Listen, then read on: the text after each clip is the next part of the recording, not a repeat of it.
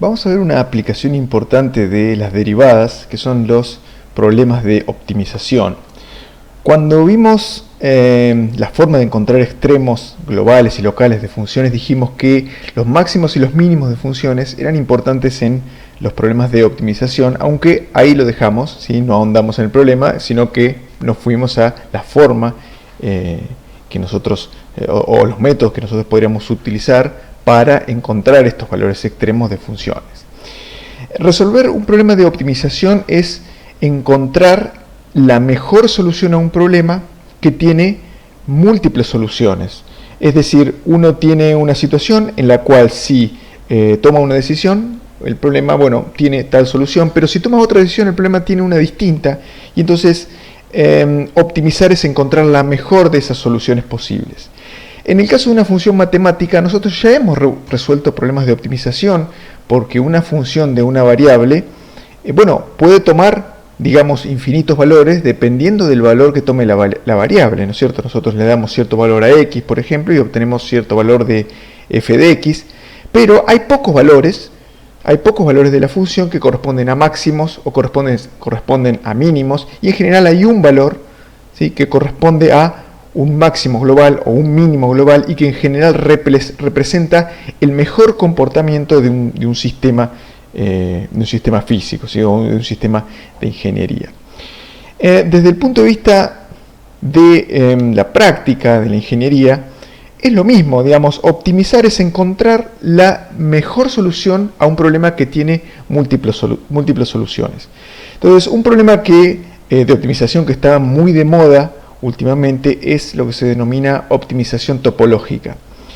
En esencia, la optimización topológica consiste en encontrar una estructura, por ejemplo, como en este caso, estructuras mecánicas, que cumplan con la misma función que otra estructura, pero con una cantidad de material muchísimo menor. Entonces, esto está ejemplificado en este mecanismo. Fíjense, este mecanismo que está acá, la idea es reemplazarlo por este mecanismo que está acá a la derecha, que está optimizado. Entonces vean que este mecanismo tiene muchísimo menos material que este otro, y en teoría, debería cumplir la misma función desde el punto de vista estructural. Entonces esto se traduce, por supuesto, en ahorro de material y en ahorro de dinero, ¿sí?, que es todo lo que en general se persigue con la ingeniería, lamentablemente, pero es así. Acá hay otro ejemplo en el cual la estructura de una motocicleta se ha reducido al mínimo en cantidad de material, pero se supone que si esto pasa los estándares de funcionamiento de una motocicleta de seguridad, cumple con la misma función que otra estructura que cuenta con muchísimo más material, y por lo tanto sale mucho más cara, y además esto es mucho más liviano, lo cual es mejor para el vehículo, ¿no es cierto? Entonces, en definitiva, esto también representa resolver un problema de optimización matemático, mucho más complejo que el de una función de una variable, porque acá hay muchísimas otras cosas más en juego, pero en esencia lo que nosotros vamos a hacer, los problemas que nosotros vamos a resolver, conducen en definitiva a una aplicación de ingeniería de este estilo. Entonces, todavía no se ven cosas de este estilo, ¿no es cierto? Pero en un futuro cercano sí se van a empezar a ver, porque realmente esto ha avanzado muchísimo, especialmente por dos cosas. Uno, porque las computadoras son muchísimo más potentes, muchísimo más rápidas, y otra porque es posible fabricar cosas que antes eran totalmente impensadas, ¿sí? O sea, por ejemplo, con lo que es la impresión 3D hoy en día. Entonces, estas cosas que antes podría pensarse que eran una utopía fabricarlos, esto era imposible fabricar, totalmente impráctico, hoy en día se hace de una manera muchísimo más sencilla, y entonces es totalmente viable, y por lo tanto hay mucho por hacer en lo que respecta a optimización topológica. Topológica significa de forma, topología significa forma. Hay mucho por hacer en este camino. Sí, algo que ya se ve en la calle es esto de las bicicletas, y las estructuras de las bicicletas tienen estas formas extrañas, y en realidad lo que se ha hecho acá es reducir, o sea, por ejemplo, en esta zona del cuadro lo que se saca es o una chapa o un caño que es mucho más pesado, y se lo reemplaza por estas estructuras pequeñas metálicas que se supone que tienen la misma resistencia, y la fabricación de la bicicleta se puede hacer de esta manera, como una impresión 3D. Fíjense que acá están todos los componentes metálicos de la bicicleta en un espacio muy pequeño, y se fabrica, digamos, por impresión 3D. Entonces, ¿cómo sería y dónde se aplica la matemática en este tipo de cosas o en este tipo de situaciones? Uno tiene una pieza, ¿sí?, y un diseño de computadora. Esto se puede hacer con un programa de diseño, por ejemplo, los asociados con AutoCAD, ¿sí?, que son los de Autodesk, Mechanical Desktop, o por ejemplo ProEngineer. Son programas que ustedes van a ir aprendiendo o se van a ir encontrando con ellos en la carrera. Entonces hacen un diseño original que cumpla con ciertas solicitaciones, por ejemplo, de esfuerzos. Entonces este diseño está sometido a ciertos esfuerzos y lo cumple en cuanto a la resistencia. Eso no se rompe, no se deforma, cumple con las normas, etc. Y luego se procede a encontrar una forma optimizada. Entonces lo que se hace es un modelo de computadora, y lo que se hace básicamente es maximizar una función de forma, ¿sí?, una función de forma que es proporcional a la resistencia estructural, o sea que eso, digamos, se aguante los esfuerzos que uno le tiene que dar, e inversamente proporcional al volumen. El volumen se asocia a la cantidad de material. Cuanto menor es el volumen, menor es el material que uno emplea. Entonces vean que si mantenemos constante la resistencia, o sea que decimos que la nueva pieza tiene que cumplir la misma función estructural que la original, lo que vamos a tratar de hacer es reducir el volumen. Y piensen en esto como un cociente. Si yo mantengo la resistencia en el mismo valor constante y reduzco el volumen, lo que hago es maximizo o aumento el valor de la función de forma. Entonces, encontrar el máximo de esa función de forma es encontrar la solución óptima del problema, es decir, mantener la resistencia con el menor volumen de material posible, ¿sí? Entonces se produce un procedimiento en el cual uno encuentra una estructura que es equivalente en términos estructurales, o sea, se puede bancar los esfuerzos y las aplicaciones que uno tenga que darle, lo mismo que el original, pero con muchísimo menos material. Entonces es mucho más económico. Entonces esa es la idea. Otro ejemplo que es más clásico en ingeniería y que se usa, se hace desde ya más tiempo, digamos desde hace por lo menos 30 años, es el tema de los materiales compuestos. Ustedes habrán oído hablar de, por ejemplo, matriz reforzada con fibra de carbono, ¿sí?, matriz plástica reforzada con fibra de carbono, o Kevlar. O sea, son todos materiales modernos que se usan, por ejemplo, no sé, en la Fórmula 1, por ejemplo, o en aviones, todos para alivianar. Son materiales que tienen una resistencia similar al acero, por ejemplo, pero son muchísimo más livianos.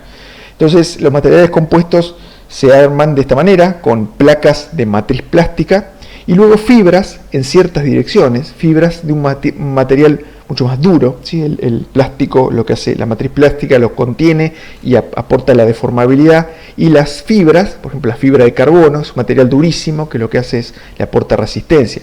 Entonces, dependiendo de cómo oriente uno estas fibras y de la aplicación que uno quiera darle, o sea, cómo uno le aplique fuerzas, en qué dirección, bueno, habrá una forma óptima de aplicar estas fibras, ¿sí?, en cuanto al ángulo en el cual uno arme el material, ¿no es cierto?